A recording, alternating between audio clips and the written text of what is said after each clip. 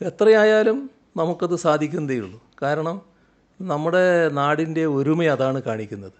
എല്ലാവരും ഇതിൻ്റെ ഭാഗമാകാൻ അങ്ങേയറ്റത്തെ താല്പര്യമാണ് പ്രകടിപ്പിക്കുന്നത്. വിവിധ വിഭാഗങ്ങൾ ഇതിൻ്റെ ഭാഗമായി കാര്യങ്ങൾ ചെയ്യാൻ വേണ്ടി സന്നദ്ധ ഇപ്പം തന്നെ അറിയിച്ചിട്ടുണ്ട്. ആ സന്നദ്ധതയെല്ലാം നമ്മൾ അതേപോലെ തന്നെ വിലമതിക്കുകയാണ്. പക്ഷേ നമ്മളൊരു കൃത്യമായ പ്ലാൻ തയ്യാറാക്കും. ആ കൃത്യമായ പ്ലാൻ എന്ന് പറയുന്നത് വലിയ തോതിൽ നമ്മുടെ ഈ ഒരുമയുടെ ഭാഗമായുള്ള ഒരു സംവിധാനം, പുനരധിവാസ സംവിധാനം ഒരുക്കുന്നതായിരിക്കും. അതിനകത്ത് നേരത്തെ ഇന്നലെയോ മറ്റോ ഞാൻ പറയുമ്പോൾ ലോകോത്തര നിലവാരമുള്ള പുനരധിവാസം എന്ന് പറഞ്ഞിരുന്നു. യഥാർത്ഥത്തിൽ അത് അക്ഷരാർത്ഥത്തിൽ തന്നെ ഉദ്ദേശിക്കുകയാണ്.